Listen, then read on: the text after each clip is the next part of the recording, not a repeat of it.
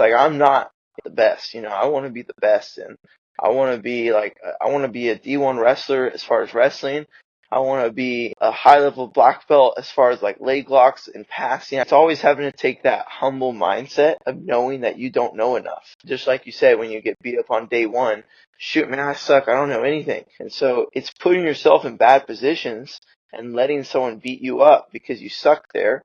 And then that forces you to get better. But if you only play your like A game in the gym, then you're never going to evolve.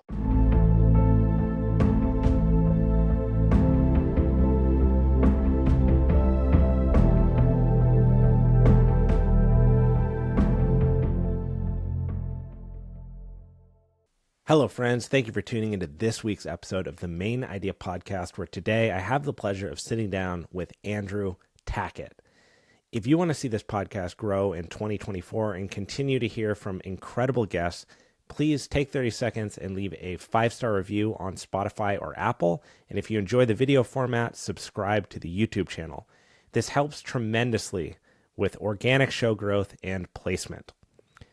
The other way that you can support the show is by simply sharing it with someone who's passionate about Jiu Jitsu, strength and conditioning, and human performance. Andrew Tackett is a Jiu Jitsu black belt under Rodrigo Cabral and a world-class nogi competitor. He recently won West Coast ADCC Trials and punched his ticket for the ADCC Finals this August. To support the show, please check out the sponsors in the show notes. And ladies and gentlemen, without further ado, Andrew Tackett.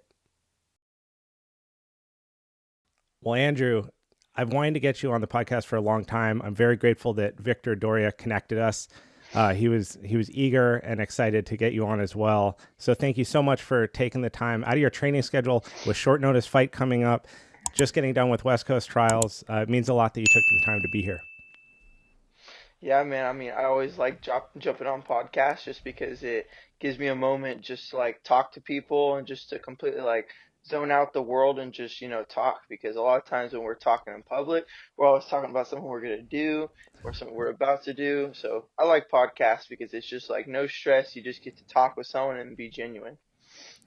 So I've thought a little bit about how I want to start this with regard to your recent performance at ADCC Trials. And I think that the easy thing to do would just be to be overly congratulatory and celebrate how great it went, right? Because you were so dominant. But with ADCC coming up later this year, knowing that really your toughest battles are ahead of you, they're not behind you.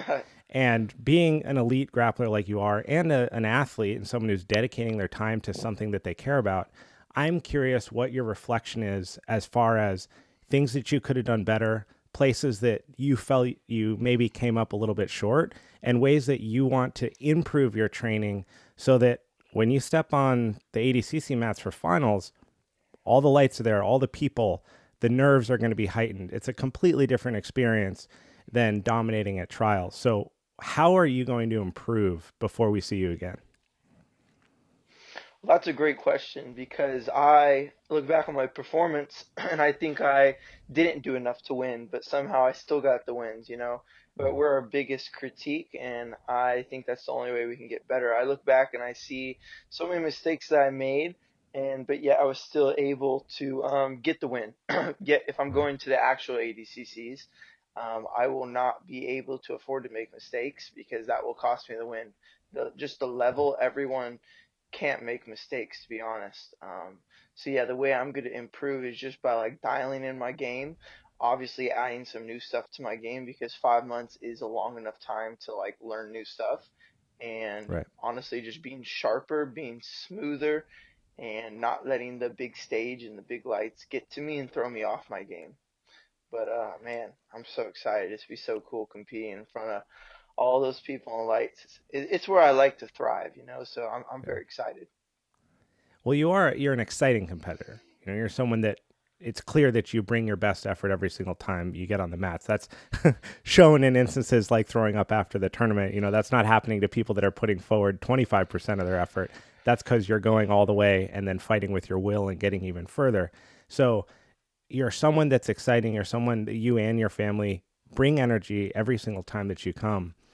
Are there any things that you do anticipate that might affect you on that. You know, we see in the UFC, for example, the difference between dominating 3 round fights and then getting to a championship fight. It affects people. It's longer wait times. It's longer warm up times. It's less controllables. You're coming out to somebody else's music for 15 minutes. You know, there's so many factors that happen when you really get on a grand stage for something. So, do you Yeah. look to that? Are there things that um, give you stress or anxiety? Like, how are you compartmentalizing all that from the mental side? Yeah, I mean that's another great question. I really feel like in the moment you can't really be focusing on any of that. Because I used to just be like, oh man, what if this, what if that, what if this, or I would let things throw me off. But now I enjoy it. Like if someone's playing their music for 15 minutes before I walk on, I'm like, dang, this is a good song. I'm like, man, my partner really chose a dope song. I just start like always keeping a positive environment and a positive mindset just so I don't change up and shock myself at all. Like if the person glares at me and is like trying to intimidate me, immediately I go up to him and I hug him. I'm like, "Hey man, how's your day?" He's like, "Bro, we're about to fight." I'm like, "Oh, no, nothing against that." Like I just wanted to I just wanted to wish you good luck, man. I'm excited to compete, and I always try to keep it just as friendly as possible because that's where my brain and my body does the best at. When I make it too serious, when I make it too uh, pressured, I tend to crumble. So I always try to, uplift the mood and uplift the spirit, and that's just what helps me out. So yeah, I think going to ADCCs is going to be whether or not I can just stay calm and focused and keep that positive attitude. And I think I'll be able to, as I've been doing it for so long. I don't think anything really can throw me off. Speaking of the length of time that you've been grappling and the time you got your black belt, whatever that may mean to you now or whatever it meant then, can you take me back to some of your first experiences with jujitsu? Yeah, yeah. They were painful experiences for sure. They're the ones that, I still remember the most till today. Like I remember when I first started training, I came in the gym and I rolled against this yellow belt girl. I think her name was like Scarlet, and she It's a like submitted me badass like name. 4 times. Yeah, she submitted me like 4 times, man. It sucked. I was like 5 years old, 6 years old. This girl was like 9, and she just beat the crap out of me. And I went over to my dad, and I was like, "Oh, Dad," I was like, he's like, "You like the sport?" I was like, "I hate it." I was like, "But I gotta beat that girl." He's like, "All right, you want to do it?" And I was like, "Yeah, I have to beat her." And so I trained and trained and trained, never beat her. She ended up quitting. So yeah, that sucked. But so my whole life goal as a kid was to beat up this girl. I think she left at like a yellow orange belt, and I was only like a gray belt, but she ended up leaving, and I never got the dub back. So that still haunts me till today. But that was like the very first like experience I had in jiu-jitsu. Um, the second experience that I had in jiu-jitsu that is like just extremely memorable and that I feel like is a building block of my jiu-jitsu career is the moment when like my dad started. So me and my older brother started like 2 weeks before my dad, and my dad wanted us to like be able to do it, and then he jumped in, and I just remember like how out of shape he was and stuff, and he was like huffing and puffing and dying. And then William and I were kids, and we were just like, and at that time, just it was so old, it was kind of kids and adults together. And so Right. it was funny to watch my dad be like that. Because in my mind, he was like the superhero. And Yep. looking back, I always remember like how much you just gas out as a white belt. It was funny. How important is that relationship? What role would you credit your father with in in your development Oh, of the sport? Obviously, seeing something like that is powerful when you're a kid to watch your dad yeah. participate. That he's willing to put the blood, sweat, and tears in it alongside you. But from researching for this episode, I know that he also has quite an impact and a presence in your grappling career. So, what is that relation like? Are there challenges with that, with him being your dad and having the family element there? Or maybe you can expand on that a little bit. Yeah, I mean, I value my dad's position in my life very high. As far as my mom's probably not if higher.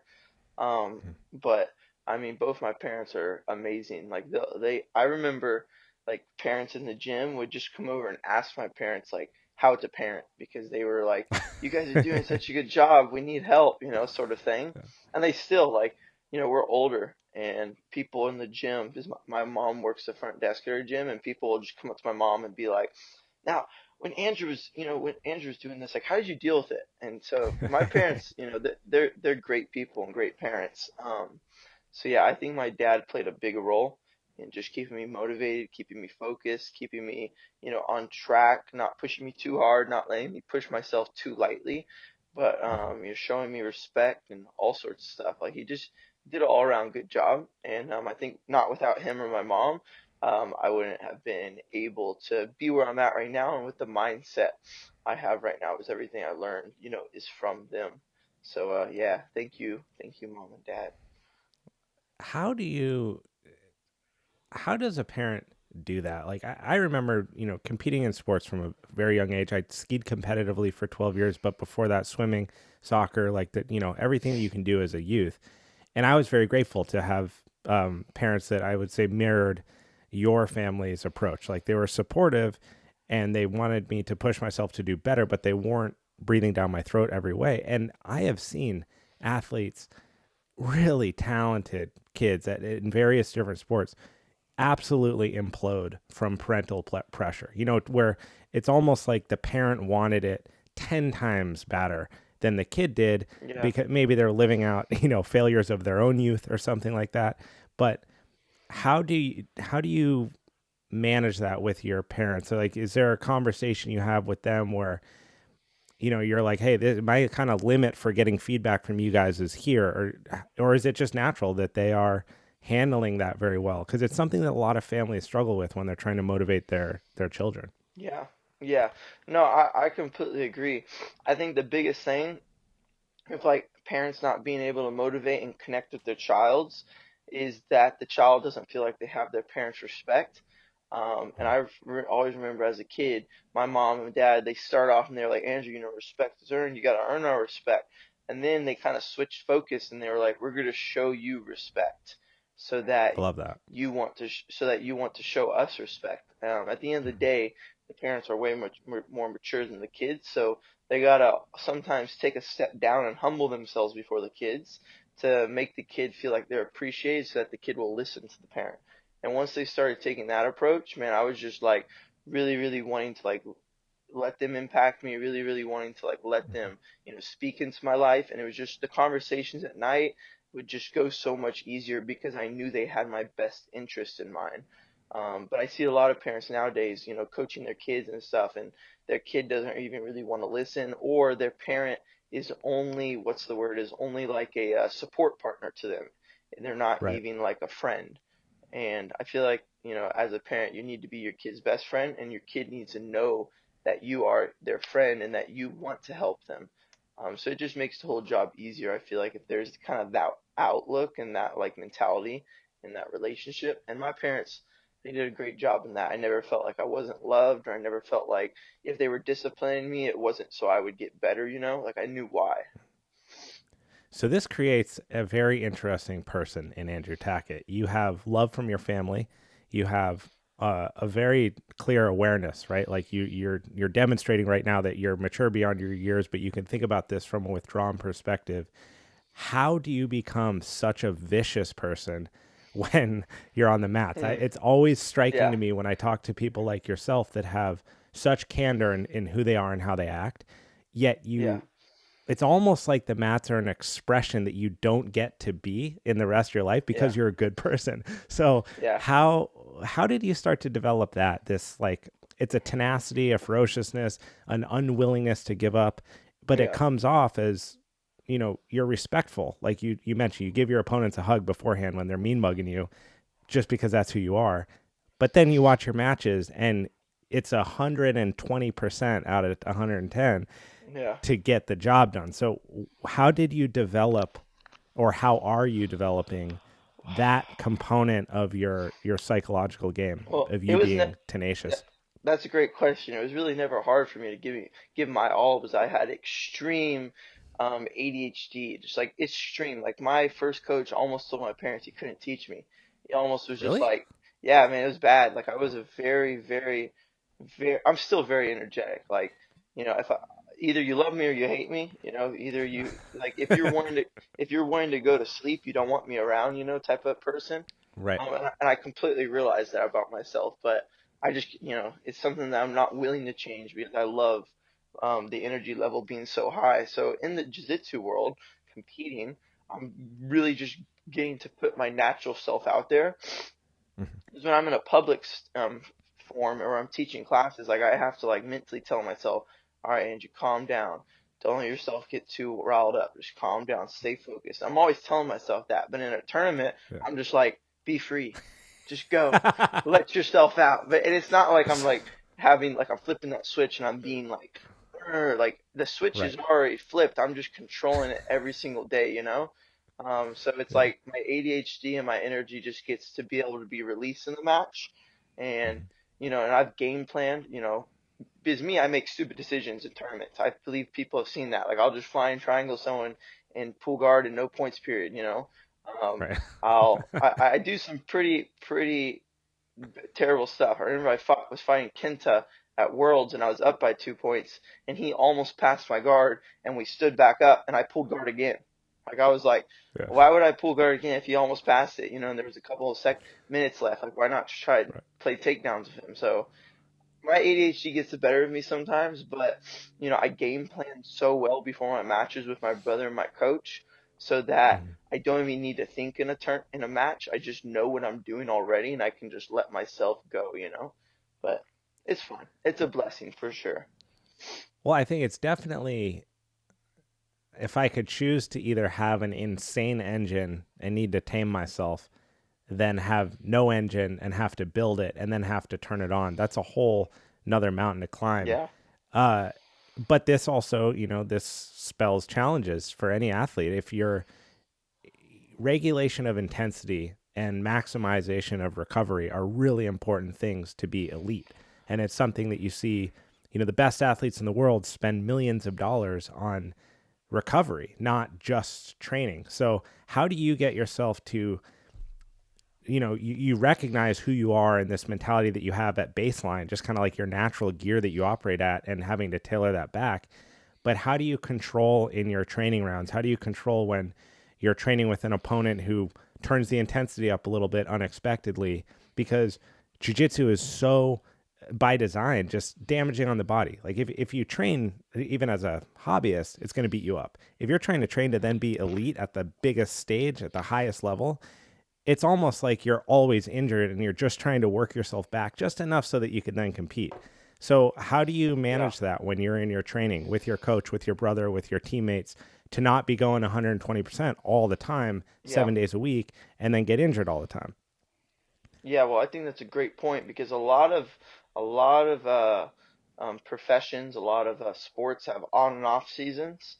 Mm-hmm. UFC, jiu-jitsu, and boxing and stuff, and all of like this. We don't have off seasons, so we have to Right. very pick our fights smartly, um, and we have to take rest seasons even though we're getting opportunities. Like as of right now, man, I've gotten like 8 opportunities down the road, and I've had to turn a couple of them down and only accept the best ones because Mm-hmm. even though the other ones are so tempting because they're still very good opportunities, you have to like give yourself an appropriate amount of rest after. For me, I took those 6 months off for my back injury, and Yeah. it was a bad back injury. But I could have still been, flow rolling and stuff, but I just completely did nothing and just fully recovered. And now, I did trials. I feel great after trials. I tweaked my shoulder a little bit, but it feels fantastic now through, physical therapy, through recovery, and through being, smart with it. But so I'm going straight into another tournament, and then judging how I feel after that tournament, I'll have another tournament planned, and then no matter how I feel, good or bad, it's just rest until ADCCs because I Right. think the biggest thing you can do is just give your body rest for recovery because people will be training, consistently. They'll be doing the ice baths, they'll be doing the cupping, the scraping, they'll be doing even yoga and all that, but yeah, it's just too much. Your body just needs Yeah. like an off season every once in a while here and there.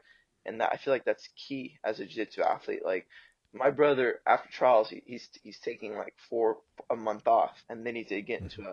a camp. Like of course he's drilling with me and helping me work, but he's not going hard in the gym because he knows he needs rest, you know.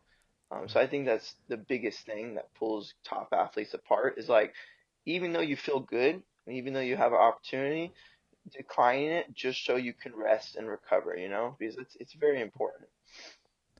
It's crazy how much criticism fighters get for dodging fights, but you bring up such a critical part of this equation that is the off season. You don't Yeah, have an off season.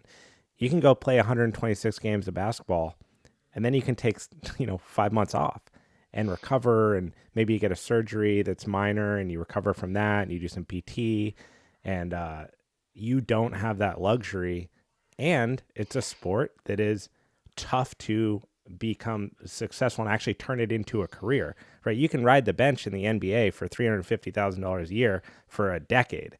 You can't be a losing grappler ever. yeah, All you can do is win if you want to make a name for yourself. And so it's important. I really hope that people understand that point, how crucial rest is in this kind of stuff. With that in mind, you're taking a short notice fight. yeah. Stepping in, this is an incredible opportunity, right? Uh, Stepping in for Mika Galvao, you're going to fight a top contender. How do you make that decision?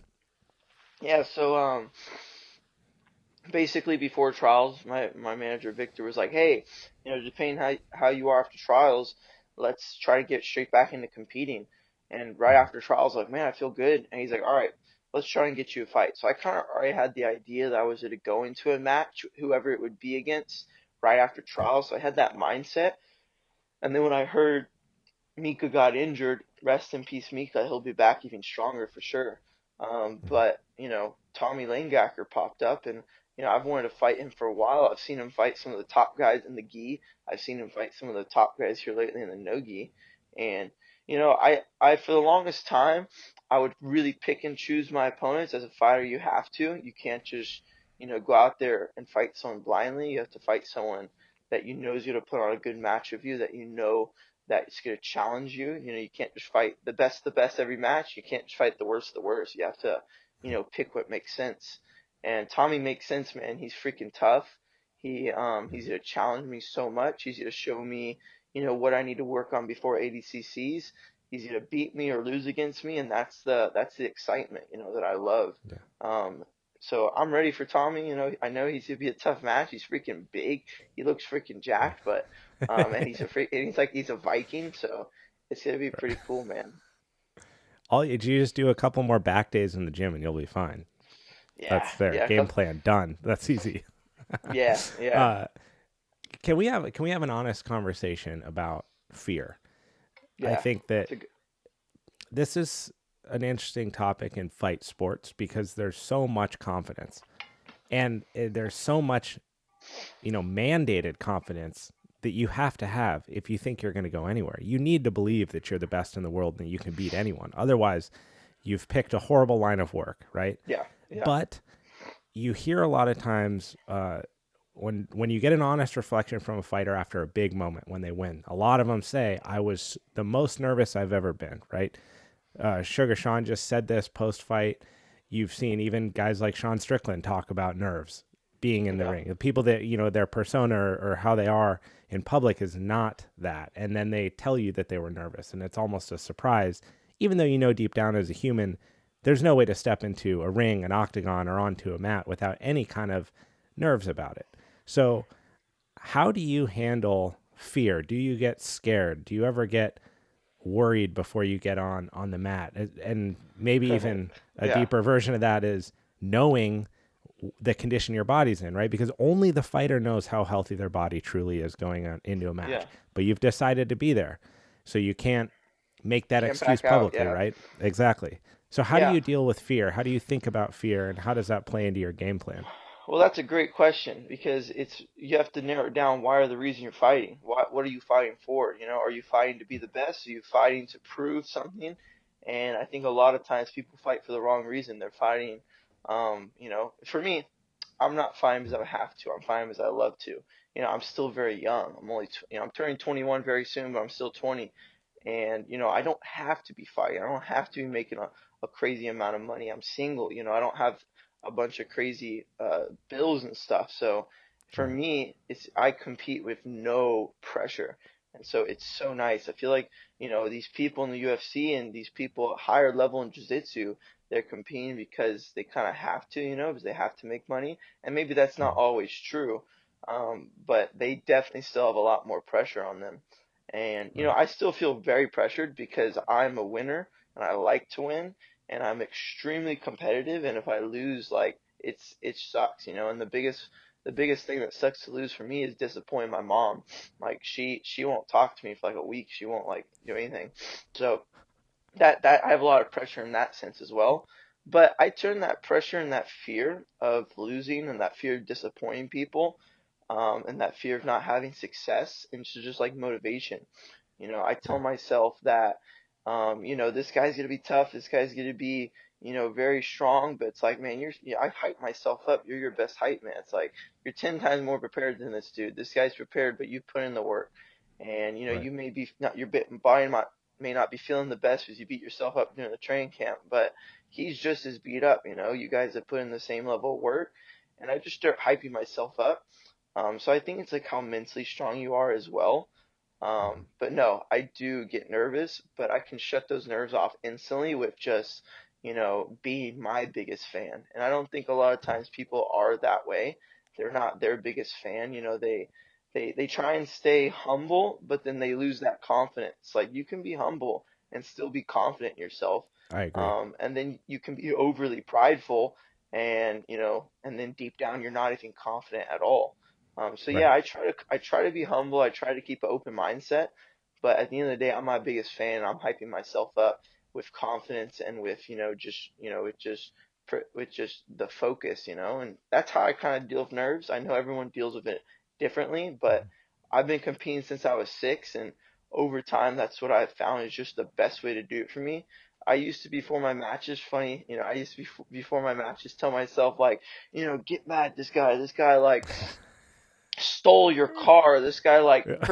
hurt your dog. You want to go out there and kill him. Like I used to do that, and that never worked. I did that for a little bit, and and then I went back to how I was when I was like 6, 7, 8 years old, sitting next to the kids at Naga, the kids I was competing against, talking to them, asking their game plan against me, telling them what I was going to do against them, just being their best friend before the match. So after I lost, I was happy for them, or after I won, they were happy for me.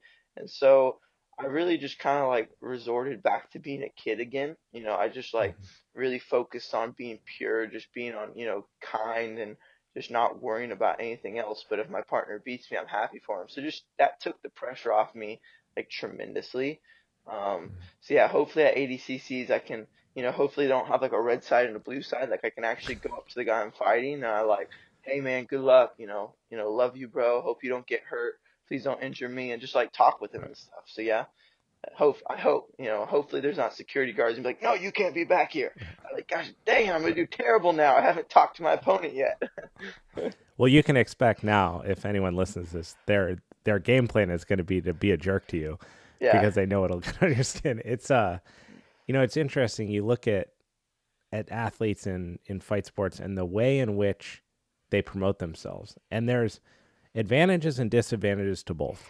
Because if you're brash and you're ostentatious and you make a big deal out of things and you use more of like a WWE promotion approach, if you're extremely good and you never lose, it has the opportunity to pay out.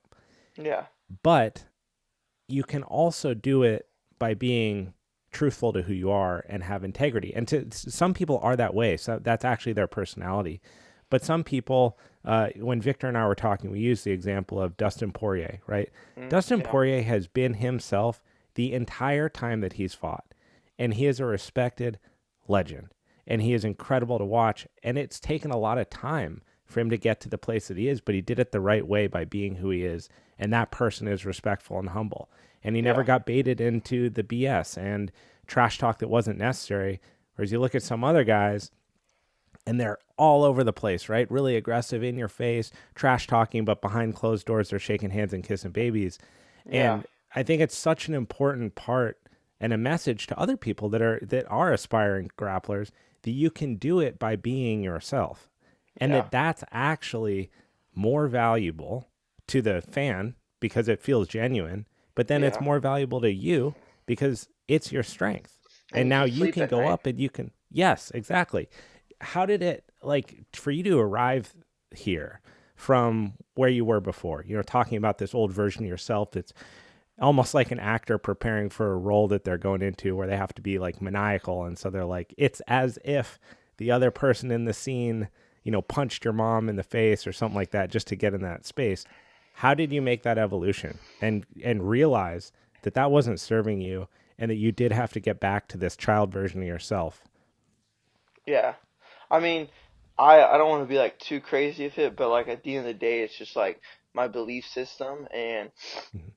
I try never, I used to be overboard with it, but I try never to like be overboard with like my faith and like my beliefs. But like, at the end of the day, I am Christian, and I do love God very much, and I just feel like, just me trying to be like Him and just like, show the world like what I believe and show the world like how awesome my God is, like per se. I feel like that makes me want to be a better person. I don't want to like say, okay, I believe in God, but yeah, I'm a crappy person, and Right. I'm over here being extremely prideful, extremely mean, extremely this and that. I want to be like, okay, I love my God. He loves me. He's a great God. And now this is what I'm reflecting. I'm reflecting what I believe in. So Mhm. at the end of the day, I'm just trying to like be the best person I can in jiu-jitsu. I'm trying to be not two-faced. I'm trying to be the same person everywhere so that I'm just like displaying, my beliefs, wisely per se. So yeah, that's just kind of like my whole focus around it because I'm trying to use like jiu-jitsu as, as a career, to make money, but Mhm. also as a platform to just like showcase, being a better person, showcase being, loving to your family, showcase being, a good brother to your siblings, and showcasing, if you believe in something, not being a hypocrite and standing for it and doing what you believe in. So yeah, Jiu-Jitsu is a really good platform because there is a lot of cameras and eyes, so it's very Mhm. good to be able to push that, and push that belief and show people it if you're just being a good person. So yeah, that's kind of why I went back to that resort of how I was when I was a kid, because when you're a kid, you're at your like basically like purest state. You don't have any problems, you don't have any, Yes. anything like that. So you're just worried about how you are, you're just worried about all the good. And so that's kind of just why I did that, because I wanted to just display nothing but good, to people. Even though I do have a lot of problems still, and even though everyone does, I Mhm. didn't want to. I didn't want to just only show people that, I just wanted to show people, the trueness, what's really down deep in Andrew, and that's that kid, pure spirit, to be honest. You said that you've tried to, maybe that's not exactly what you said, but you've like roped it back in a little bit or Yeah, yeah, been less communicative around faith or beliefs or yeah, something like that. yeah. Why that change to So, yeah, no, that's a great not be so question. forward with that? Yeah, so that's a great question. There's a lot of times, like, if you're trying to push like a belief onto someone, or you're trying to show a belief to someone, and someone doesn't believe in what you believe, if you're overly pushing it on them, they're usually going to rebel. Because at the end of the day, Yeah. we take pride in our beliefs, we take pride in what we stand for, and if you challenge someone's belief with too much aggression, it always makes them resort to pushing back. So Mhm. when I was like when I like kind of first got rededicated my life to God, I was just like so on fire, and I was just trying to push on everyone, of every opportunity, and I was kind of doing it in the wrong way. Like I was like forcing it upon people, and people were just like, "Man, okay, that's good for you, but no." And I was like, Right. "But you don't understand." They were like, "Leave me alone." And I'm like, "Oh," but now I'm just, trying to make it feel a bit more natural and trying to make it, display in other ways, not displaying it with how loud I'm talking or with how persistent I am, but more with just my actions, more with just who I am, and let that speak. Like a lot of people, they're like, when they get out in the ring, they're like, man, let my technique speak. like Dustin Yeah. Poirier. He's not out here in your face smack talking. He's like, hey man, we'll talk when we get out in the ring, Right. through our hard work and stuff. And that's the same thing with me for religion. I'm not trying to push it. I'm just trying to display it. And if you're wanting it, I'm here to give it. Yeah. That's kind of like was like my mindset change. But yeah, I mean, I'm still figuring out a lot of things, but it's just kind of like what's working for me right now. I think but I think that's a one. Once again, it's a mature response. But two, I think that you have a point. I come from, for example, not a very religious family at all, but a sibling of mine became very religious. I don't want to call it randomly, but it was random in the sense that that wasn't normal, or that wasn't Yeah, yeah, yeah, congruent with the rest of the family, right? So it felt out of nowhere. And in the initial phases, we'll call it like the first year, it was very uh, evangelical almost yeah, in how for understandable reasons, right? It was an important and life changing worldview for yeah, that person. And you're right, as someone who's trying to understand someone that they love and continue to participate in their life together, there is, even if it's not intentional, there can be a feeling of rejection, just like that the views are so vastly different than what you're used to, for example, that you feel pushback. And as that changed, uh, I think deep down, like the sentiments were beautiful. It was yeah. for all the right reasons, and the person that they became as a result of that was nothing but positive. But the messaging around that shifted in kind of the same way that you're saying, and so it almost, you invite more people into your circle in a way by being open about the fact that they might not feel that way. Whereas Yeah, if it's not that way, people can feel very standoffish. But again, it shows an evolution in how you're communicating about it. But it's also, that's a big part of who you are, right? it Going is. back to what we were talking about, and so that's something to be respected, I feel, also. Yeah, And that's yeah. I coming mean, from a not very religious person. yeah. No, I respect everyone's beliefs. Like, I have a couple people, friends of the gym. They believe in other things, and I respect that. Because at the end of the day, it's our own belief, and it's special to us. So who am I to like condemn someone for that, or to like make them feel bad about their belief? Like that's just like on a whole nother level of messed up. So Right. I'm just out here trying to like display my belief by my actions and not trying to like push it like you were saying. Because everyone's belief is beautiful in itself. You got to respect everyone's belief. So I'm just trying to be loving, through the platform that I'm on, just display love and just display, just joy. And if people find that intriguing, and why, then I'm here to answer the questions. Have there ever been a time that you can recall where your faith was really tested? All every day. Um, like not every day, that's the wrong, but like, quite often. Um, and every single time it's tested, I always realize that I don't know everything. Mhm. And, I feel like there's people that spend a lifetime, focusing on their belief, and then they lose sight of, their family, and they lose sight of like truly like important stuff. So I'm out here trying to focus on everything that's important and focus on my beliefs. I don't have all the time in the world to just like focus on my beliefs. So when people test me about my belief, I'm like, shoot, man, I've only put in so much hours to learning this. I was like, I really don't know. I was like, so yeah, that happens a lot. And then at the end of the day, it's being humble and just saying, shoot, man, I don't know. I got to be Yeah. completely honest. You can't try and meet. I've had to learn lately to be wrong. To accept that I'm wrong spirit. Because for the longest time I'd fight things, even though I knew I was Yeah. wrong, and I would just keep fighting them, and I would be trying to make up some reason to make me right, and it just would, the other person would just be looking at me just like, man, you stupid, you're like, I can't Yeah. respect you at all now. But if someone comes at me with a question, I'm like, man, I just don't know. Then they'll respect me 10 times more. So yeah, I mean, I don't know all the answers, but so if an answer comes up that I don't know, I just say I don't know, man.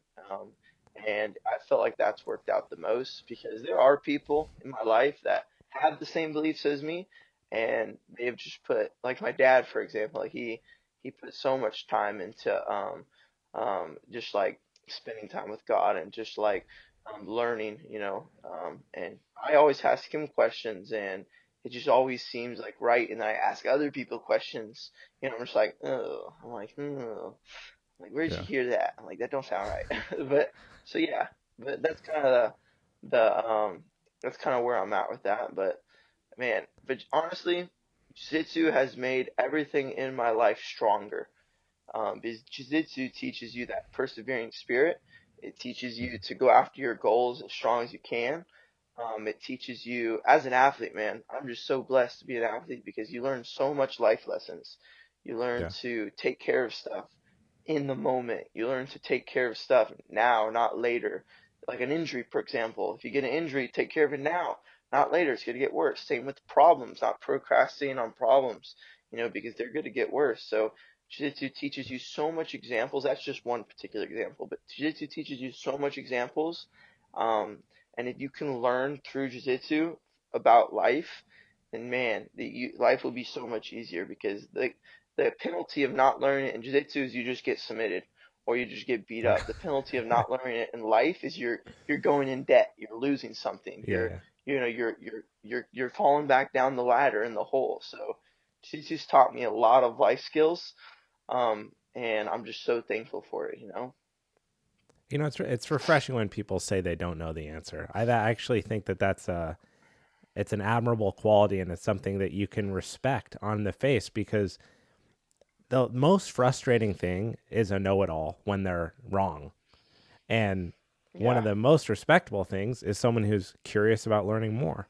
And so when you say I don't know, it's a much better response than digging for the trying to force knowledge, right? Where you don't understand. And yeah, it's an opportunity to listen and learn. I think that's a really important quality in anything in life. Definitely. I mean, the hilarious parallels here to jujitsu are endless, like resistance, right? If you're in a position and you're forcing the position, that's when you get passed. That's when you get submitted. That's when you lose control. That's, yeah, all the bad things happen when you try to force something that you don't understand, or you force something that you don't have.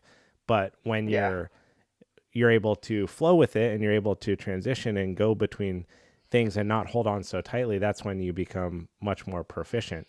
But I think it also takes, yeah, you know, it sounds like you've gone through like a little bit of an evolution in your whole process and your journey on this thing, and you're willing to become different as a result of it. Not everyone's willing to do that. A lot of people, they just want to poke holes and stuff, but they don't actually have yeah. any convictions of their own. That's one thing Yeah. I've Well, learned my with. my dad my dad said to me, and you can continue talking after this, but my dad said just No, no, real go ahead. quick. He's like, "Man, I'd rather be the guy that his problems are all known to the world and everyone looks down on him because of his problems, than be the guy that everyone thinks he is going right, but yet he can't sleep his night because he has so many problems that are hidden." And I Love I that. would much rather be the guy that can learn from the problems that are exposed because everyone knows them. If everyone Mhm. knows my problems, I'm gonna want to get better. But if no one knows my problems, I can just keep hiding them away. So that's how I always try to position myself. If I have a problem, talk to the people and be like, "Hey, you see anything wrong with me lately?" And they know I'm working on being humble and I'm working on not being defensive. So they know they can just slap at my face, you know. Right. But if I was over here extremely prideful and extremely stuck up and I asked them that, they'd be like, no, you're doing everything good. I'm like, cool, cool. Yeah. So actually on this point, so this is an interesting view. As a top competitor, as an elite athlete, which is what I would consider you given the demands of the sport, ego is a big theme in jiu-jitsu. I think it is a big theme because it's the first thing that people are hit with when they start. They Yeah, realize that they are not what they thought they were or who they thought they were. This happened to me in full force when I very first started jiu-jitsu. And then you're learning how to dance with this further and further you go down the rabbit hole of trying to learn and become more proficient. Is the more that you know, the less you know that you know. And for the top yeah, competitor, for yourself, there's people I'm sure that you train with that you trust, like your brother or Cody, where you can go super hard and at the end of the day, they're not going to hurt you because you guys are each yeah, valuable to each other in your ability to help each other train. So for your brother to lose you yeah, as a training partner, that's horrible. So you want to keep each other yeah, safe. how do you train at a high intensity, let your ego benefit you in terms of your athleticism, confidence, things like that, but not let it rule you and limit your ability to learn and get better? Yeah, I mean that's a great point. Um, to limit your ability to get better.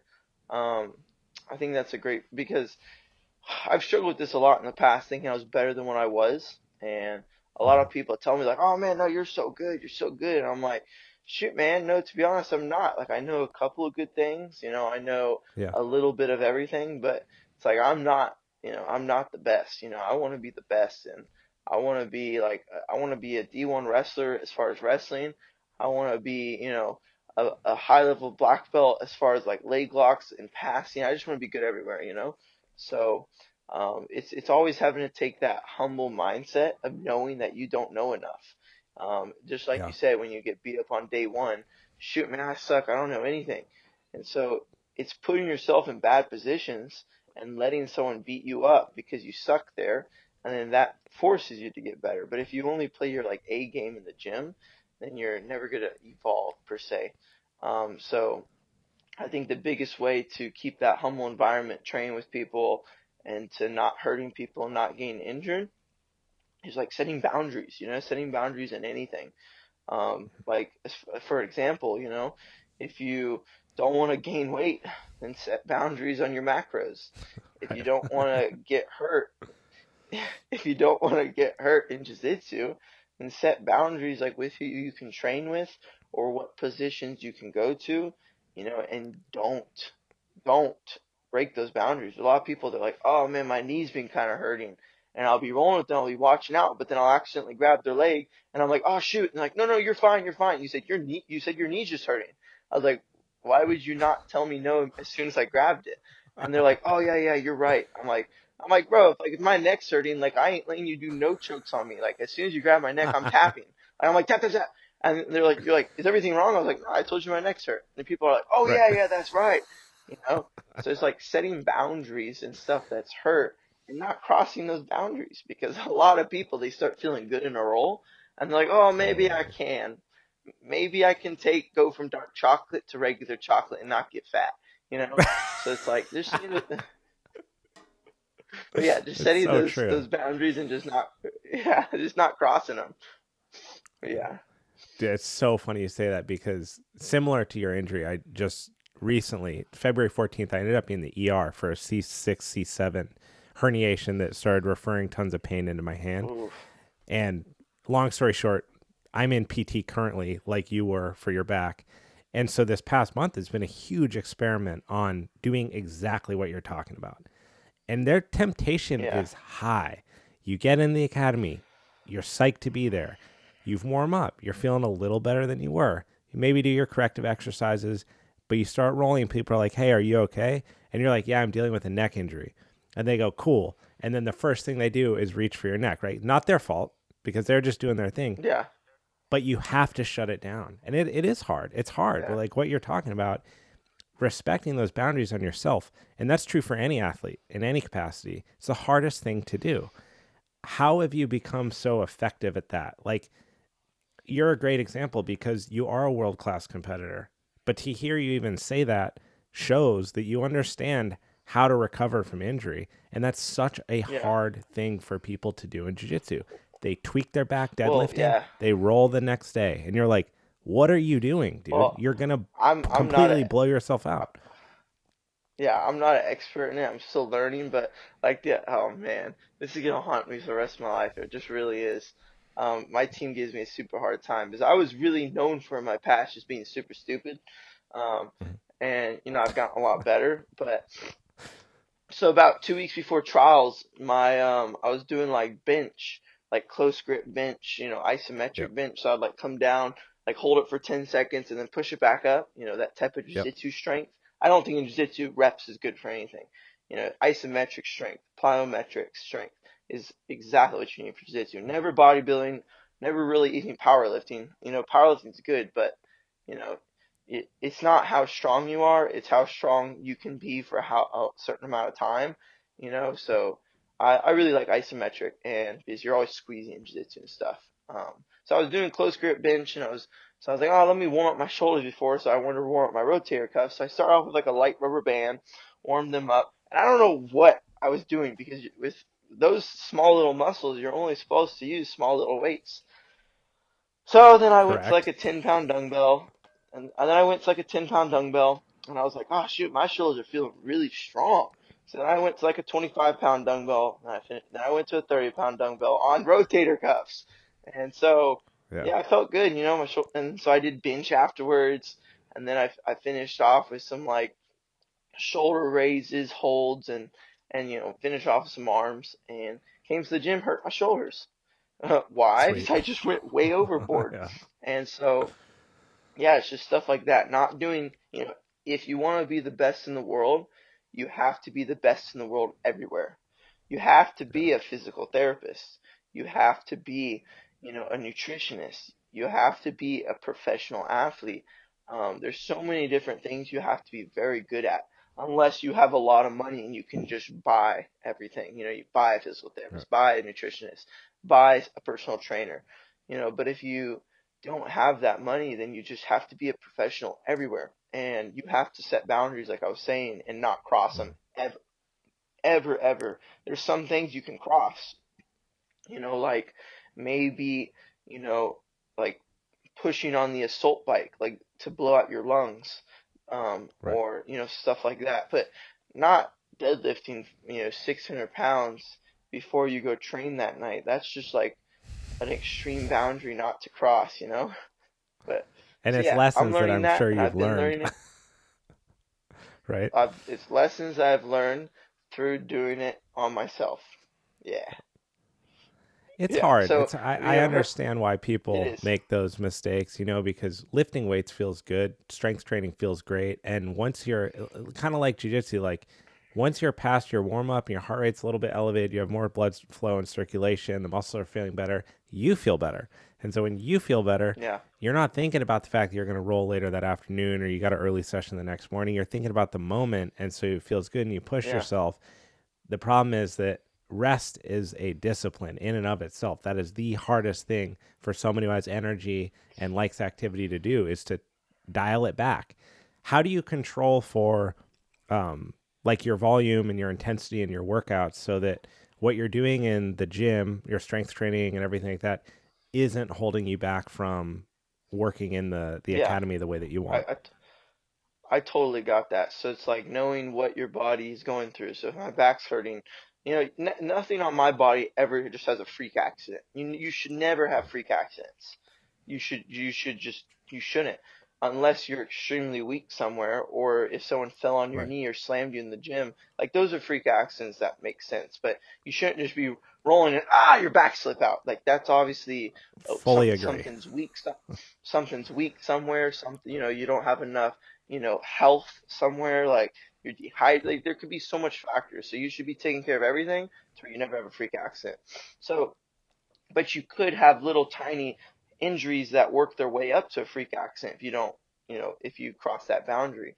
So for me, when I'm lifting or when I'm training or I'm preparing, like really, oh, I moved my camera. Is that No, you're better? good. You're good. Is You're that good. good?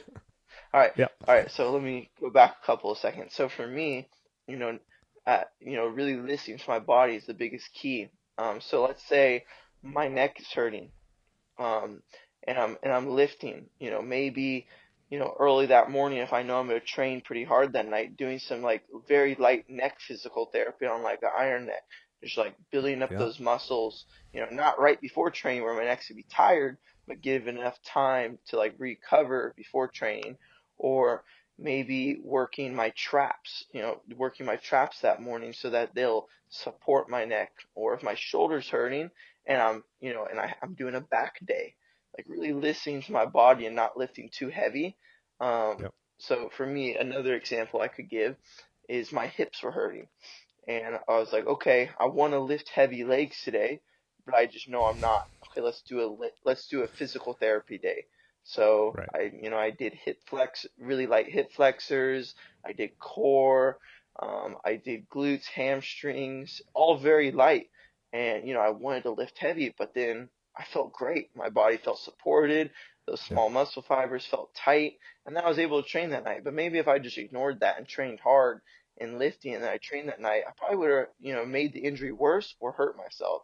So it's just like never letting anything get too bad through over exalting your body. And I think that's the most important thing in a training camp is never going too hard nor too light, depending on how your body's feeling, because it's the consistency that is the biggest key of them all. That's the golden key, is just staying consistent, so that you can be consistently pushing decently hard, not pushing very, very hard and then nothing, pushing very, very hard and then nothing. 'Cause that's not how a jiu-jitsu fight is. A jiu-jitsu fight is consistent. It's, a certain amount of time. It's not like, even MMA is consistent. But to be honest, MMA, you take a step back, you're shutting out your opponent, you're bouncing around, then you're right back into it. Like jiu-jitsu, as soon as you leave, you're hitting fighting again. Like you're always straight back on your opponent. Um, so treating training like you would in a fight, being consistent and not doing too much or too little. And I feel like that's the most important thing. But I'm still learning. I'm just learning from other Yep. people's mistakes and my mistakes. So yeah. Oh, that's a big one too, learning from other people's mistakes. If you can learn from someone Especially else's in this sport. mistake, yeah, then you're a-okay. Like my brother hurt his knee really bad at last ADCCs against Shininsky, and I learned that to tap to Aoki locks. No, I'm just kidding. Um, I'm kidding. Yeah, You I, know, I it's learned how to do when physical therapy for a knee. So I started doing physical therapy for on my knees to strengthen my knee, so now my knees never get injured. Before I was doing no physical therapy, and that could have been me next, maybe 5 months later. So it's like I learned, oh shoot, man, it's smart to do physical therapy on your knees. And William paid for a physical therapist and learned how to yep. do it, and I was just here learning from his mistakes and money on how to strengthen my knees as well. Yeah, it's interesting how jujitsu is it's a wild mix of effort because so many people are coming into it as looking at it as their form of exercise, their form of resistance training, and because of family demands, work, all this understandable stuff that has to be respected, they don't dedicate time to correctives, to physical therapy, and to joint preparation, which is mind blowing because if Yeah. you think about jujitsu, it's max hip flexion, max lumbar flexion and extension, max cervical flexion and extension, all performed by someone else acting on you, which is less predictable and more risky than you doing it to yourself. So the fact that Yeah. people don't consider to do preventative stuff themselves, and sometimes because they don't know how, which is understandable, it takes time and money and expertise to get it. It's such a low hanging fruit to preventable injuries, right? Like taking Yeah. care of your knees, taking care of your ankles, taking care of your shoulders in ways that you just discussed, where it's small muscle groups, it's light resistance, using isometrics, using endurance. It can help you so much at a high level, like you, and at a low level, like a white belt who's does a day job, but they want to stay safe. So Yeah. it's Yeah. I so agree. mandatory that people take care of it.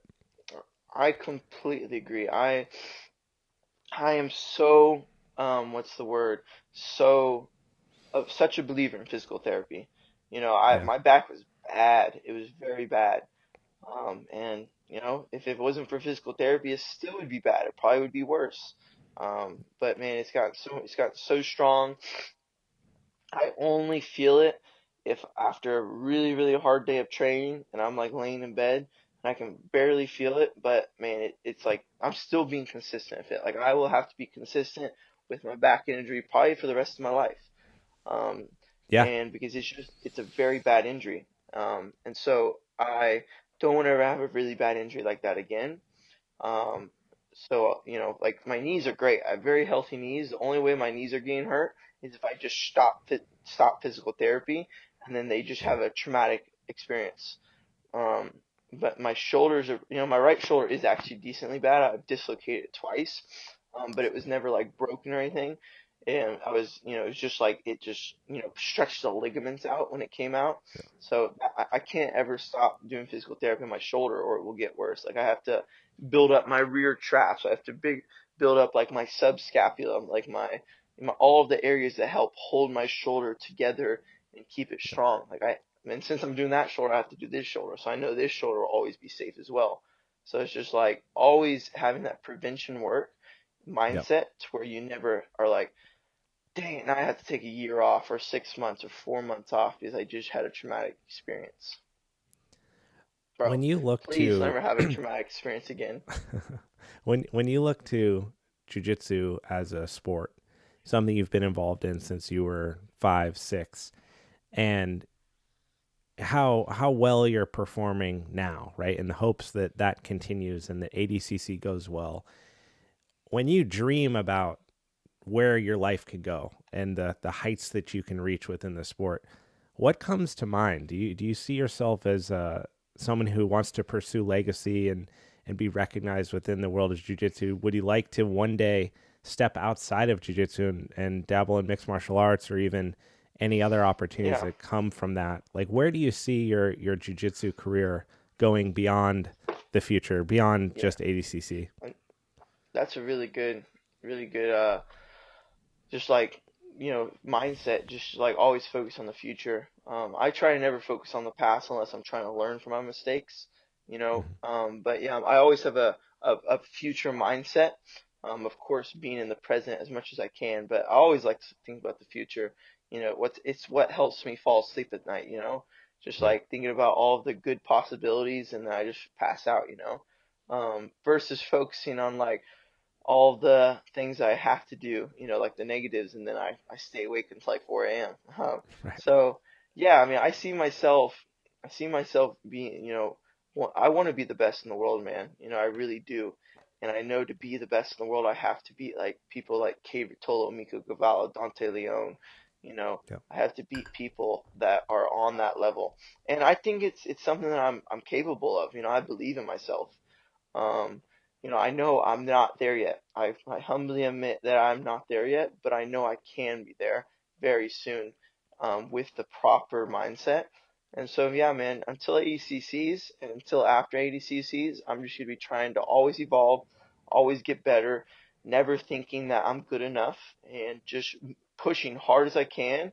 But so yeah, I'm just gonna evolve as much as I can until I'm just the best. And then once I am the best, just keep being the best, keep evolving, keep improving, and hopefully one day retire with a extremely successful jiu-jitsu gym. I want to, my professor Rodrigo, I never want to leave his side because I love the man to death. And Mhm. so hopefully go into some partnership gyms with him, have like, 5 or 6 gyms. He wants to open up another gym soon. Me and my older brother and him would be running that as well. But always just being in that teaching mindset, I think is the best thing you can do for yourself after your competition career, because it keeps you evolving, because you want to evolve so that your students can evolve.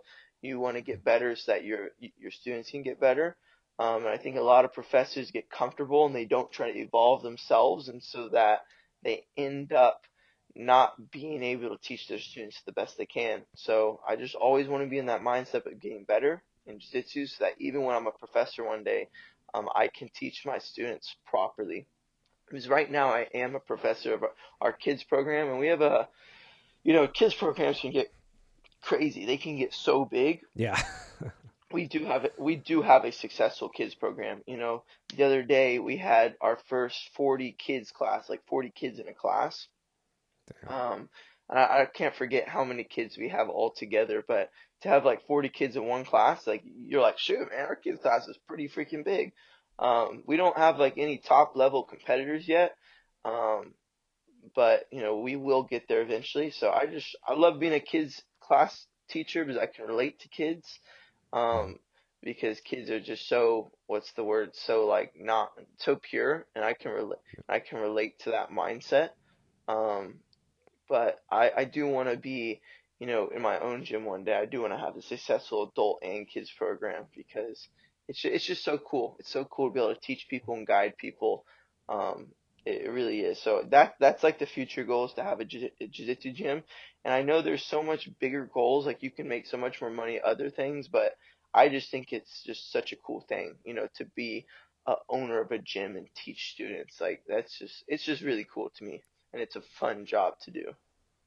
You mentioned a couple other grapplers, known grapplers, Dante Leon, who I was fortunate enough to sit down with and The Ruotolo brothers. When you look at people like that, you're going to cross paths, right? If you stay on this, you're going to Mm. find them um, in it, whether it's a trials or a finals match or something like that. Do you feel today that you're at the level where you can win against competitors like that? Do you feel like there's evolution that you have to go through Yeah, before that happens? I Like think where are you at? yeah, I think I definitely could win. I think I possess the skill set and the mindset to win, but I'm not comfortable where I'm at right now. Like I want to be able to beat them decisively. I don't want to be Mhm. play the chances. I don't want to play like the roster. I want to go out there and I want to beat them and be heck confident in myself. So I got a lot of improvement to do. My takedowns need to get better. My leg locks need to get better. My submissions, like ability to chain submissions, need to get better. Like there's just a Mhm. lot of things, and there's more that I could name, but there's just a lot of things that I need to improve on to, you know, beat them decisively. So, yeah, I'm gonna be putting in work. I took a week off after trials, and this week's my first week back training at Tommy Langaker in 4 weeks, and preparing for him. He is an excellent guard player, excellent back taker, an excellent, excellent artist of getting underneath you and offsetting your base to take your back or to leg lock you or to submit Mhm. you from the closed guard. So preparing for him is completely different than how I'll be preparing for ADCC. So it will build up that side of my game, and then for ADCCs, it's just focus on wrestling. It's focusing on submissions and submissions defense. So I'm excited. I really am. Just my older brother, he's freaking good, man. He really is. If he performs how he beats me up in the gym, like I think he'll win the ADCCs. But like William's the type of guy he learns something and then he does it on you like the next day. Like me, I Yeah. learn something. It takes me like about 2 months to hit it. So yeah, I mean, and that also is not true. Like I remember William showed me a move. It was the thing that I hit on Oliver Taza and on Dory when they had my back or the single leg, where I hooked their far leg and then jumped over them to side control. Um, it's a wrestling move. Yeah. But I remember William showed it to me because he hit it on me, and I was like, "Gosh dang, William, how you doing that?" So he did it on me. He showed it to me, and then like literally like the next week, I did it in competition twice. And I only Nice. drilled it probably 100 times. I didn't even drill it that Yeah. much. So it's the ability to be able to do that. And I think since I've been competing since I was 5, I have that ability.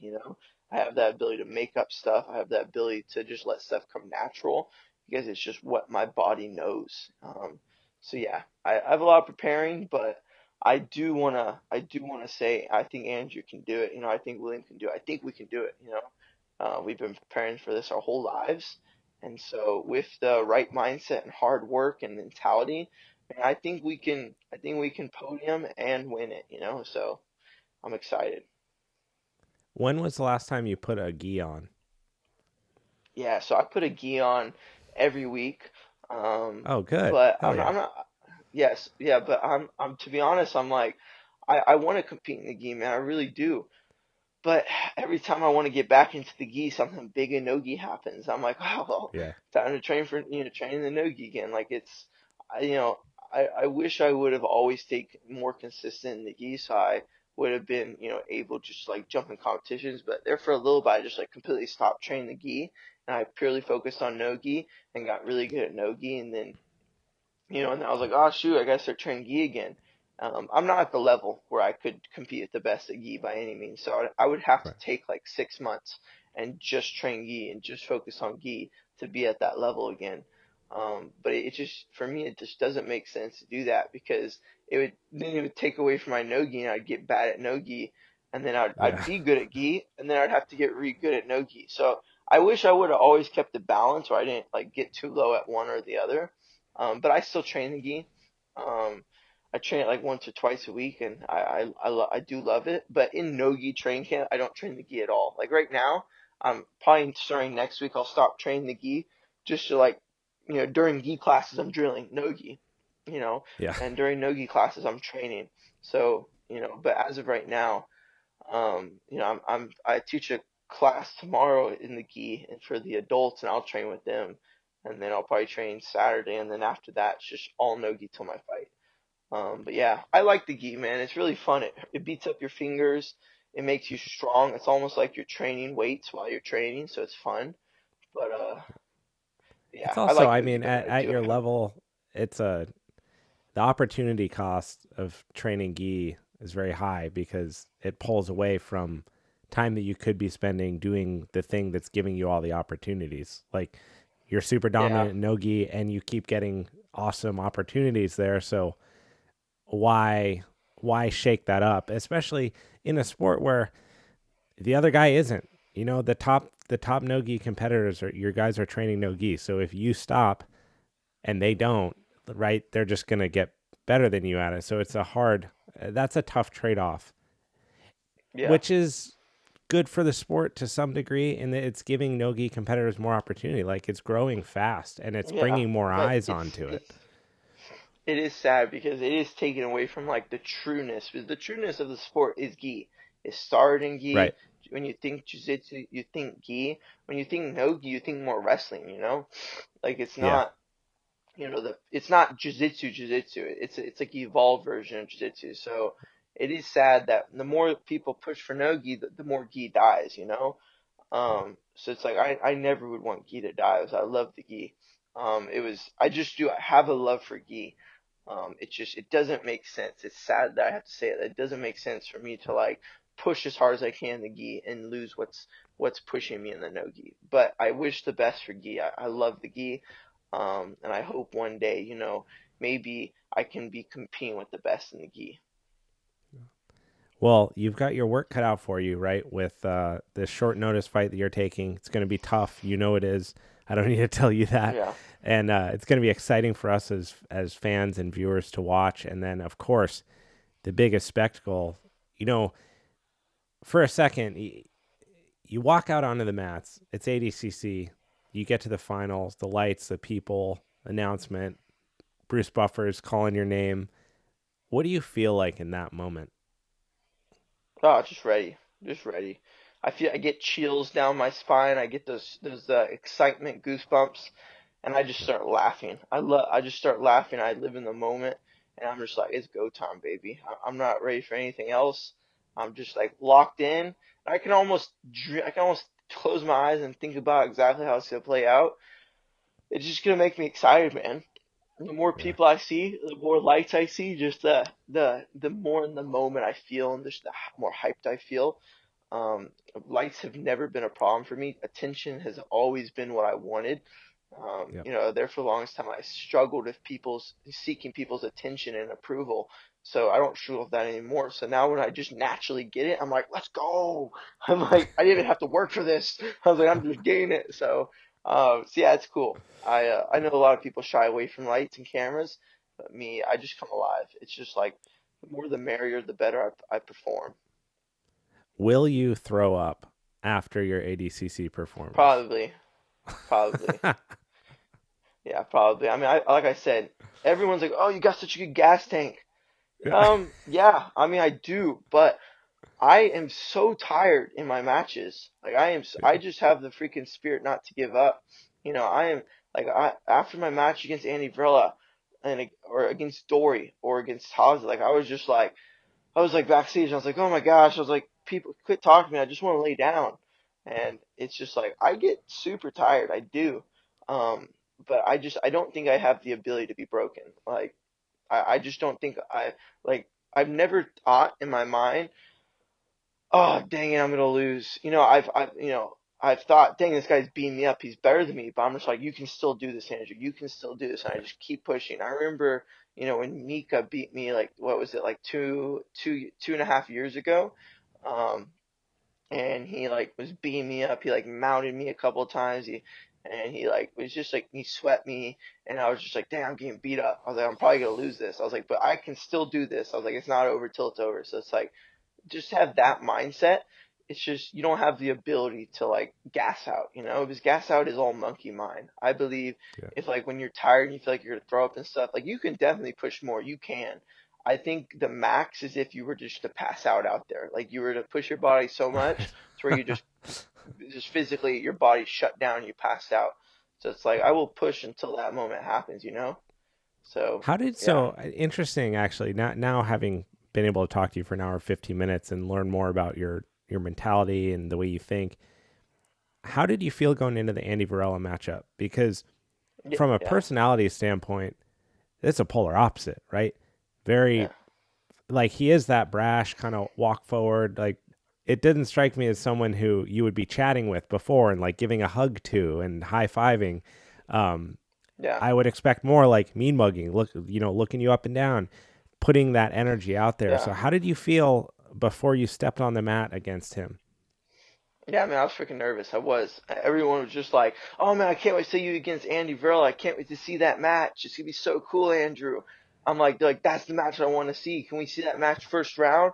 And I was like, it just started putting, I'm sure he was hearing the same thing. So it just put a lot of pressure and Right. expectations on that match. So naturally, I was already nervous, you know. But Yeah. I saw him. He was over there warming up. He was over there getting locked in. And I walked over to him. I was like, "Hey, man," I was like, "I've been wanting to fight you for a very long time." I said, "Let's go out there and put on a show." I said, "Win or lose, man, I just, we'll be friends after." And he looked at me, and because we are kind of friends. I'm friends with everyone that I Right. fight, you know. But afterwards, he looked at me and he said, "Yeah, yeah, Andrew, good luck, man." And then so it's like I saw just like him, like I saw him, and I was like, okay, I was like, he's ready. Like he was locked in, he was focused. And Yep. then I saw him out on the, I don't know, man, but he felt tough. But I was ready for like a different Andy, man. I was ready for Andy that was gonna like come after me more. Like he never he Yeah. shot. I think he had one attack on me, and Hmm. it just really shocked me. Maybe I overwhelmed him just how much I was attacking him, but I was expecting him to just like, be attacking me way more. So it kind of like shocked me. But it was cool. It played out the way it was. Obviously, I won, but I was very nervous before the fight. I was, and but I controlled those nerves, and I kept the game plan. I knew if I got in close quarters and pushed forward, he was gonna throw me by and take my back. I knew he had a really Yeah. good guillotine, um, Yeah. and I knew he's very good at sprawling on people and having good hips. So I had a game plan. If I shot on him and Yeah. he got me in a guillotine, just run. Don't worry about the guillotine. Just run my feet and keep running through him and focus on getting the takedown instead of fighting the guillotine or Right. not gaining that push forward battle with him, just like always circling towards his rear leg, you know. And so I had a game plan. I stuck to the game plan, and it paid off. But it was a good match. I'm sure we'll meet again in the future, to be honest. Yeah. But yeah, it was a good match. Yeah, well, there's two things you face when you face an opponent. You face their personality and you face their skill level. And when you beat both of those, they're different notches in the belt that you wear on your way to becoming the best in the world. And you have to Hmm. win both of those at different stages in your life. You have to beat people Yeah, that you're yeah, nervous about their skill level because it makes you more proficient. And you have to overcome other yeah, people's personalities. You can't let that constantly be imposed on you because at some point, you deal with like a Gordon Ryan, and that's a whole nother level of personality and head games that maybe someone else doesn't present. So it's going to be really exciting to continue to watch your career, Andrew. I'm very grateful that you took the time. You have not that you needed to do this, but you demonstrated an immense amount of maturity and awareness, and I think that those are two things that they really separate elite performers from good performers. And your ability to learn from your mistakes and move forward will continue to make you an incredible person to watch in the sport of grappling. And I look very, very excited to see your WNO match and then also your performance at ADCC. So thank you so much for I taking the I time out of your I day. will be fighting. I will be fighting as well on Aiga in Brazil on the No Kasai way. Pro team alongside my brother William Tackett on I believe it's like May 25th, May 26th, May 24th, like that time. So that will be straight after my Who's in One match as well. So we'll be doing that as Sick. well. So Yeah, that's sick. May 9th or 10th for the WNO and then 24th for IGA May and 10th. then Yeah, okay, 10, 24, and yeah. then IGA or and then So ADCC. yeah, so I'll take the weekend off to rest Yep. after my Who's Number One, and then train light the following weekend. Train 1 week really hard, and then train 1 week really light, and then fight Aiga. Sick. Yeah. So it'll be sick. Well, we'll be watching 100%. Very excited to see that. And again, thank you so much for your humility and your time here, brother. Yes, sir. Thank you very much too.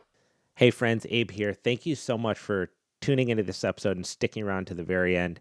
If you want to support it, leave a 5-star review on Spotify or check out www.maynideapodcast.com. Join the mailing list and stay up to date on all things The Main Idea, from future guests, sponsorship opportunities, products I'm using to help me perform at my best, invites to ask me anything, and any upcoming pertinent information to the show. I cannot do this show without you. It is literally why I show up each week and put these episodes together. So thank you from the bottom of my heart from being part of the community. I hope you have a great day.